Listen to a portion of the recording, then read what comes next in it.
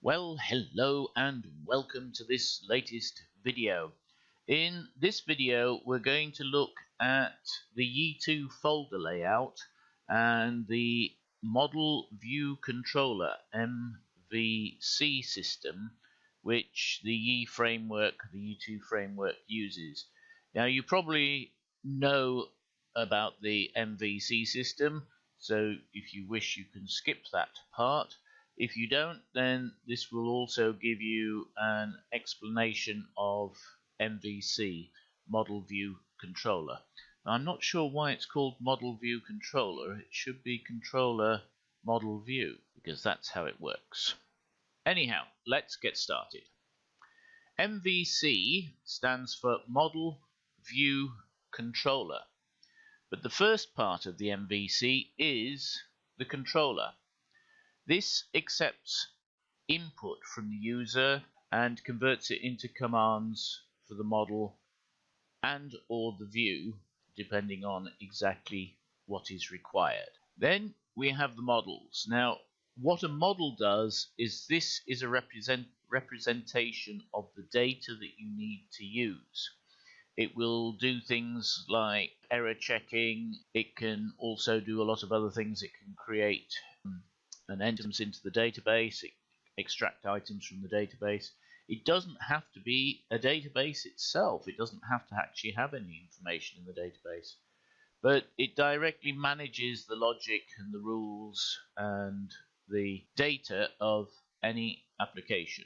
And finally, you've got the view. This is what your customer sees. This is what the person sees. This is usually based on HTML and PHP code, and data is injected into the view so that the user can see what's happening.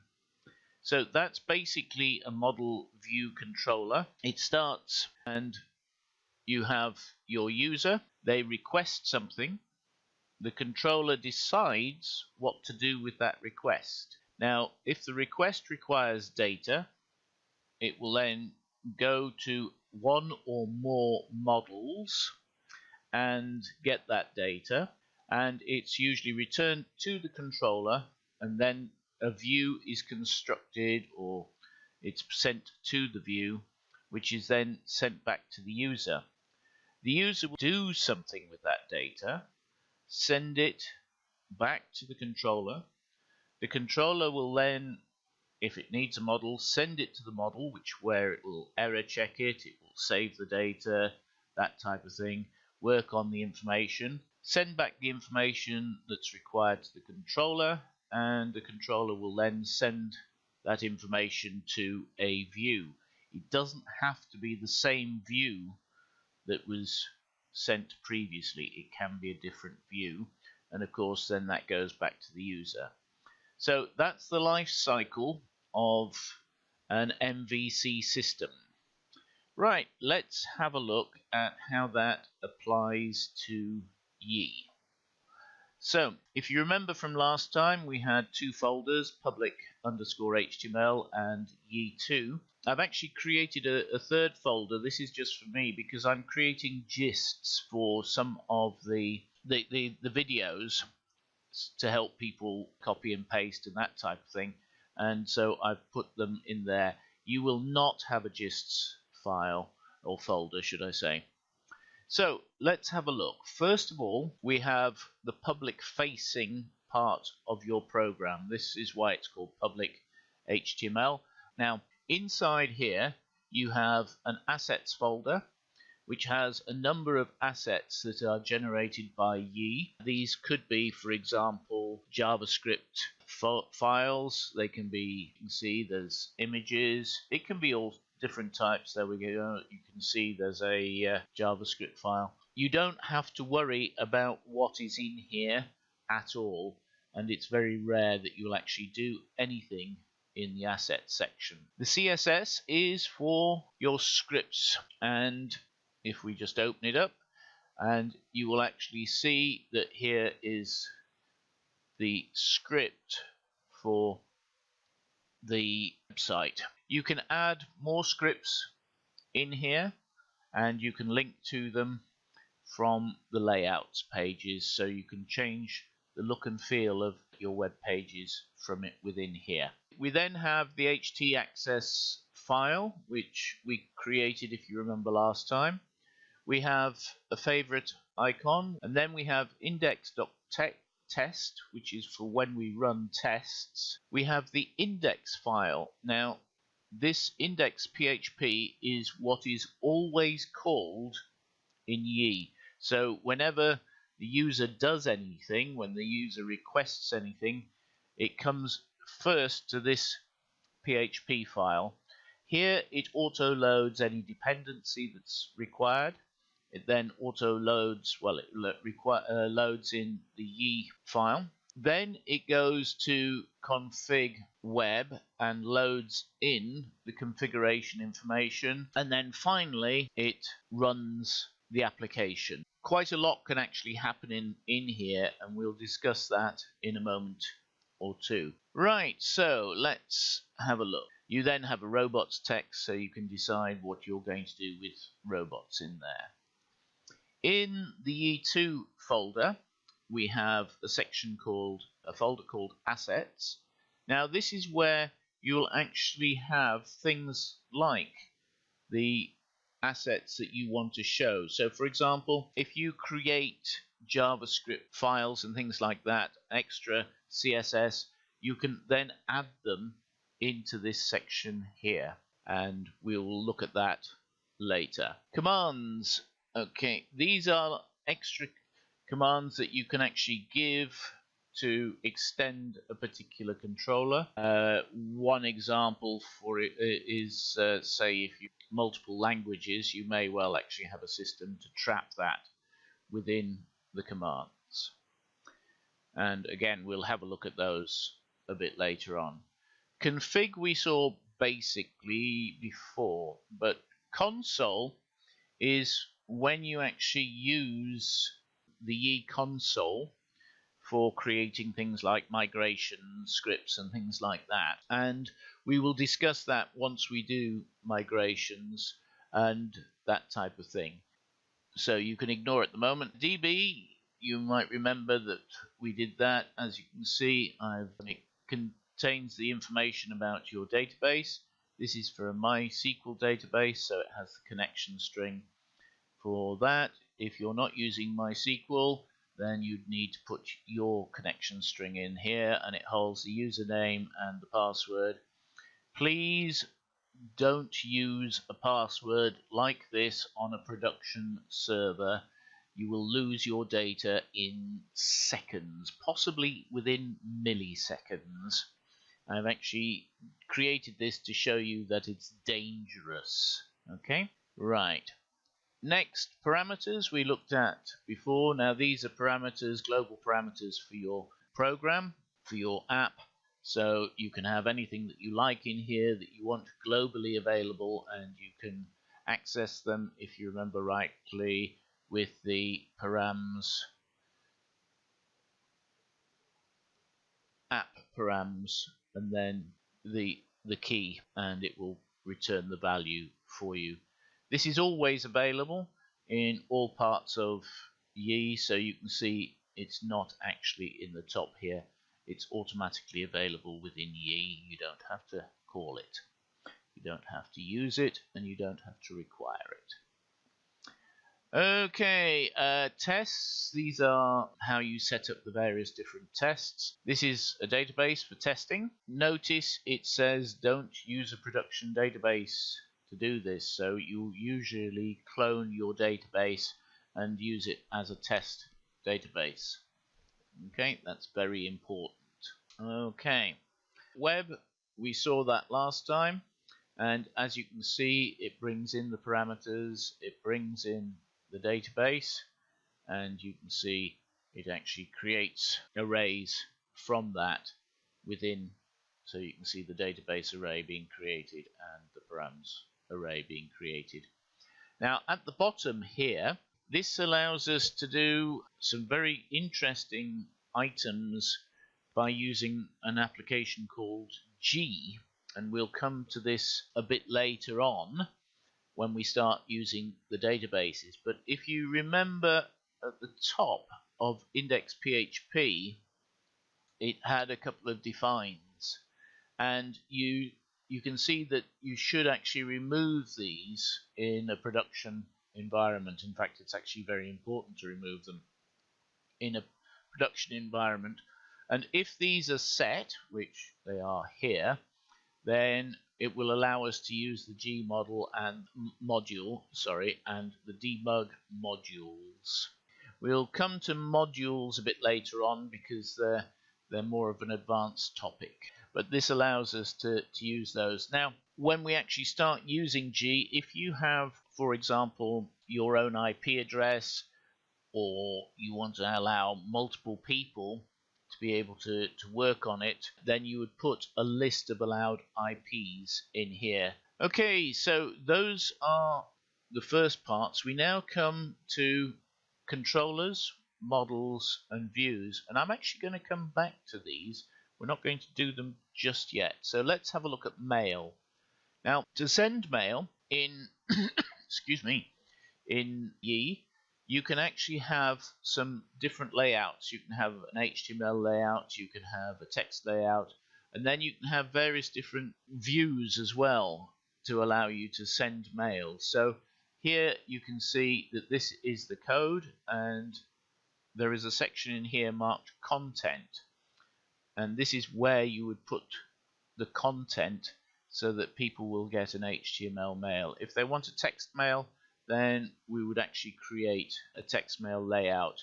So we're going to do that a bit later on when we set up passwords and that type of thing. So you'll see that then. Runtime, these are various different files that are required at runtime.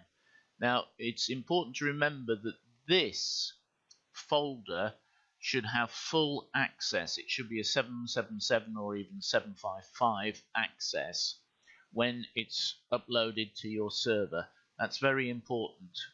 It does need to have full access, where the other folders will be restricted. This one needs full access. As you can see, it's part of gitignore, so it won't be part of the versioning system. But you've got the various debugs, you've got the cache, you've got the different URIs that it's used, and you've got some of the HTML it's used. Really, we only go into runtime if there's a problem with a file and we can actually find out more information in there. Tests, this is where you actually create new tests, and we'll look at that quite a lot later on when we actually start with tests. Vagrant, again, a Vagrant file. Most of the time you probably won't need access to this. Now, there is a vendor folder, and again, this is not part of version control, and you can see it contains files with errors. Actually, it doesn't, but these are files, errors which NetBeans is unaware of at the moment. So if we open this up, you can see at the bottom, this is the Yii soft. This is where all the Yii files are, and if we come into Yii, you can see it's actually quite a lot of information in here. Now, you should never ever alter any of these files simply because they're not part of version control, and they could be overwritten when you update Yii. So be very, very careful. Never ever write or alter any of these files. If you need to alter any of these files, we will do it via commands and put it in the command folder, or we will create a modules folder and put it in there. You then have widgets. Now, these widgets are exactly what they say. They're just little things that will help your program. The alert widget is basically just, it's not actually a pop-up, it's a notice at the top of the page, and as you can see, it gives various different types, and then you can actually send information to the widget to allow it to put information at the top of the page to tell people what has happened. We will create our own widgets a bit later on as well, especially when we do translations and things like that. Okay, the rest of the files are basically the Yii files. We will use some of these later on. You may occasionally need to update the Composer JSON file manually if you need to add a particular library into vendor. So you would actually add it into require, usually here. So you'd add a comma and then put a line in here. And we'll actually do that a bit later on because we're going to add a couple of packages to the system later on, but that will be in a number of videos time. Okay, so those are the main ones. Now let's look at the model view controller. So first of all, as I mentioned, everything comes in, everything is routed through index, and then it creates a new application. And once it's done that, it goes to controllers. Now, the controller, so this is loading up index. So as you can see, everything runs through index. Now, if I click on about, you'll notice index has disappeared, but that's because we are using the pretty URL system and it's all part of htaccess. And you can see it says site. Okay, if I go to contact, you can see we have site again, and even on login there's a section called site.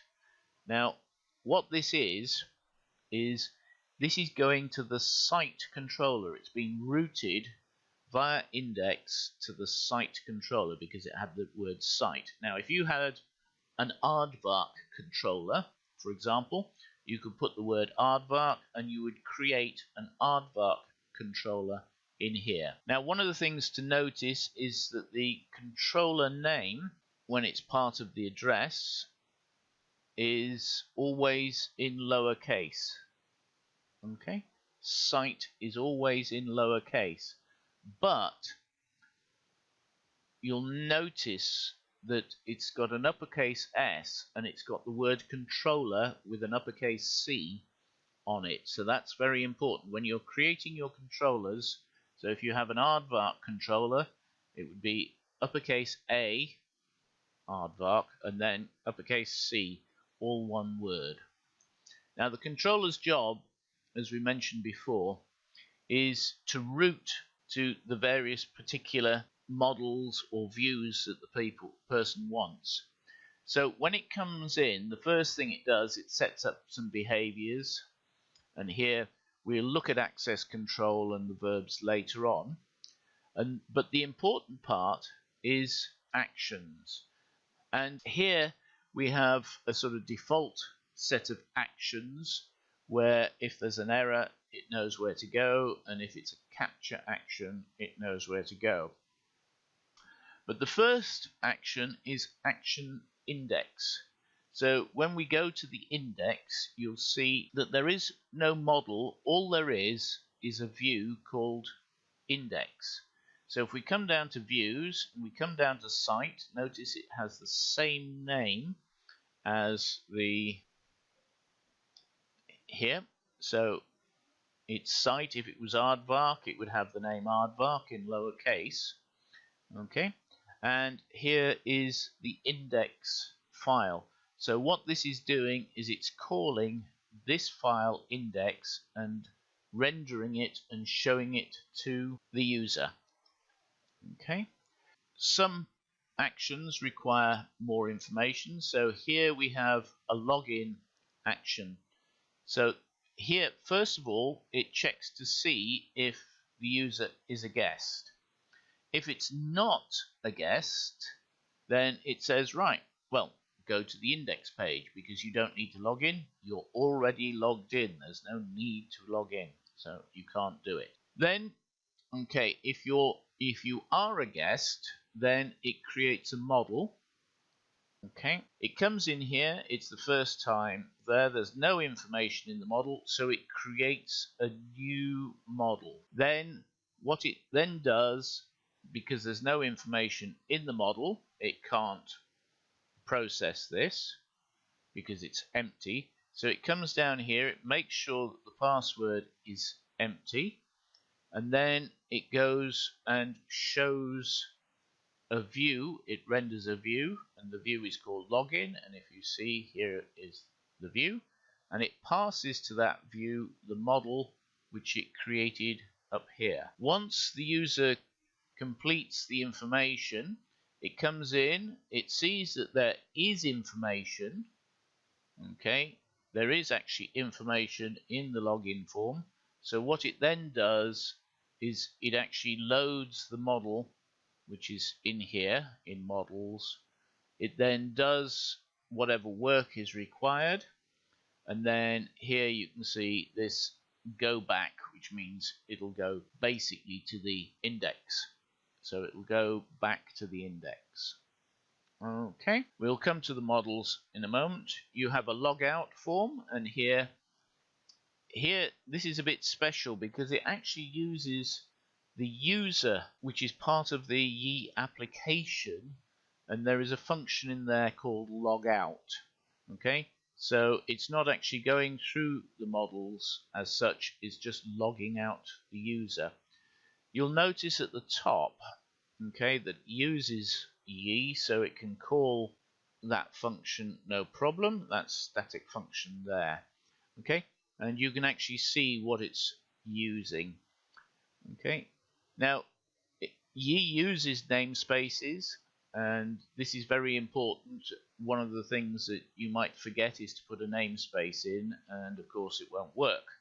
So it does use namespaces, and each particular type of model has to be in the uses.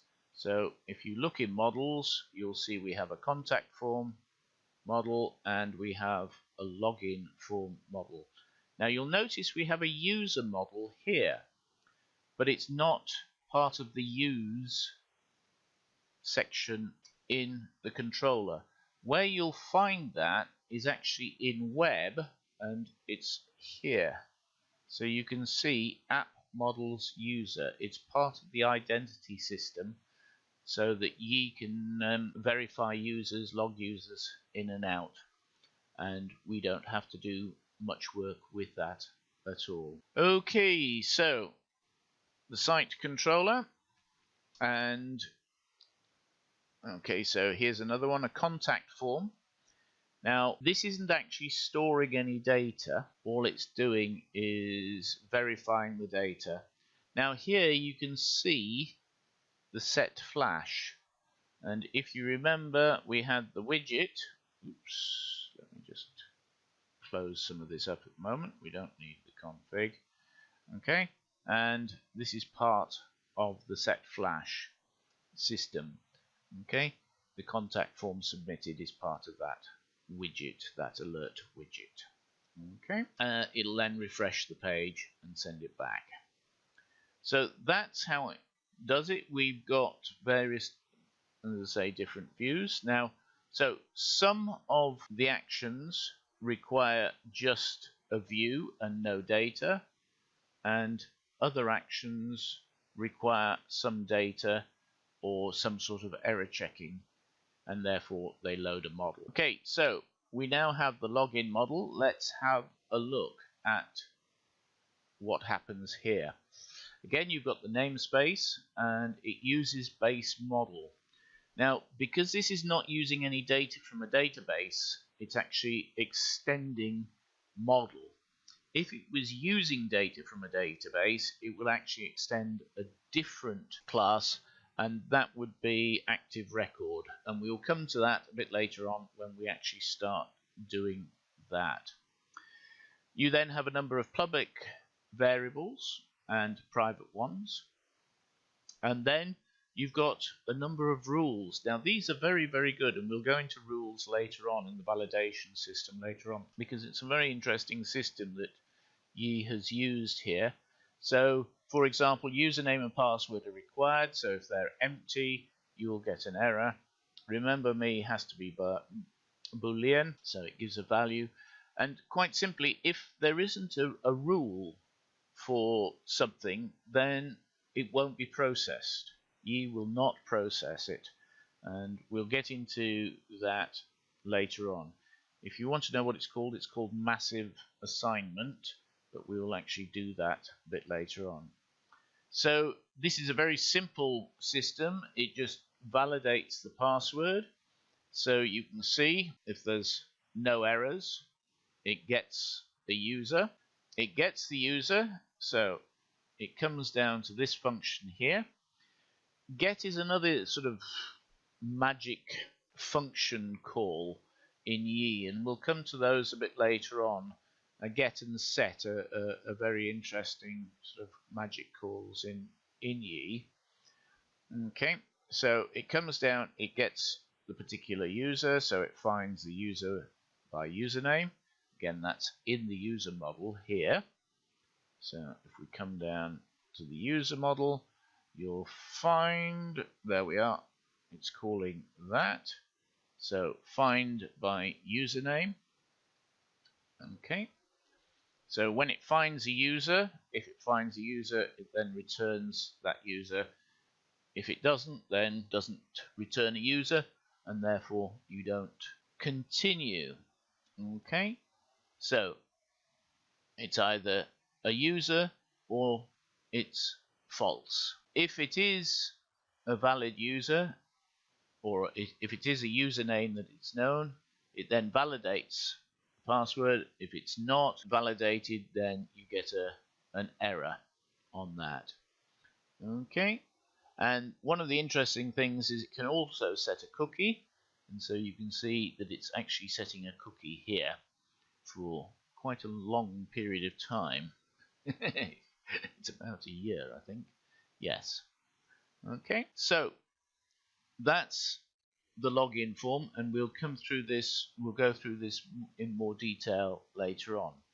So after it's populated the model with the various pieces of information, after it's done that, it needs to go to views. Now in views you've got a number of sections. You've got the controller folder, so you'll have a number of folders in here named for each controller. So we've only got one, which is called site, so we have a site folder.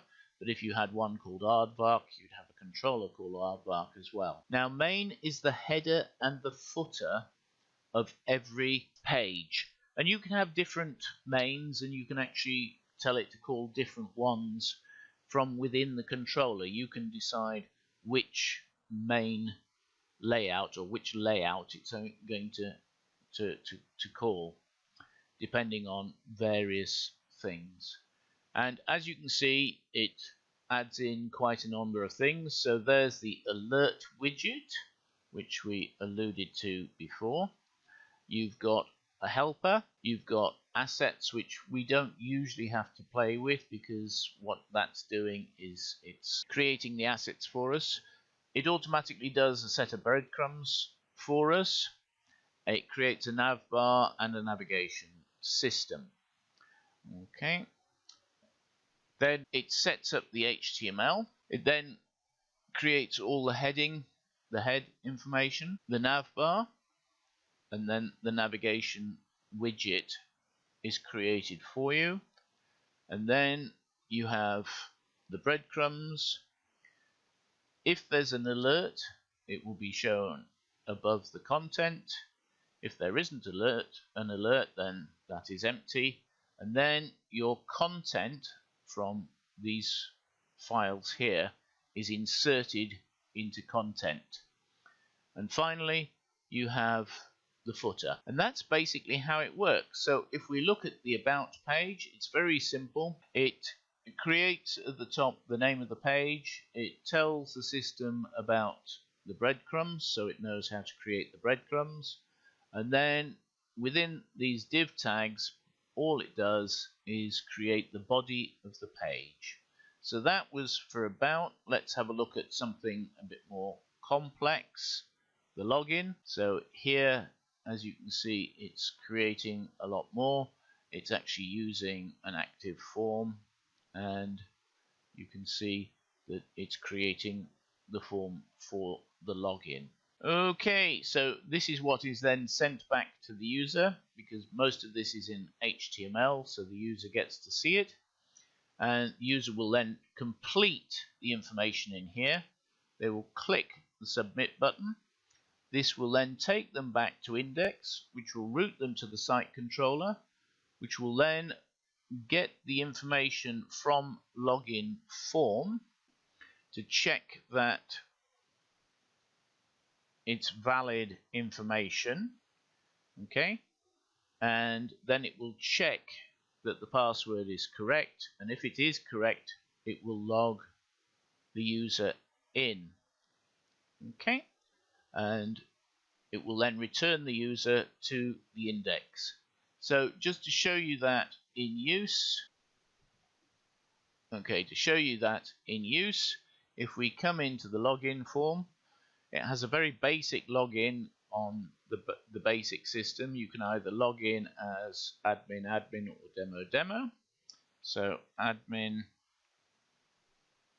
and click login, and so it's now logged me in, and you can see it's changed the login to a logout, and it's put my login credentials there, and it's returned me to the home page. And so that's all that it's done. It's brought me back to the home page because it's logged me in and allowed me to come back to the home page here. Okay, so it checked through that, it noticed that it was correct, there were no errors, I was allowed to log in, my password was correct, and then it gave me the home page. So that's all of the Yii folders. Now I have omitted some of the folders because they're not shown yet, but we will be creating extra folders. We'll be creating a migrations folder here, and we will be creating a modules folder as well at some point. But these are more advanced topics, and we'll be doing them a bit later. So that's the basic layout of the folders. It uses the model view controller system, going through the controller, creating any data models that are required, and then rendering the view to the user. In the next lesson, we're going to look at using tables and creating tables within Yii2. Please don't forget to like, share and subscribe, because it's very helpful if you do so. My name is John, and we'll see you next time.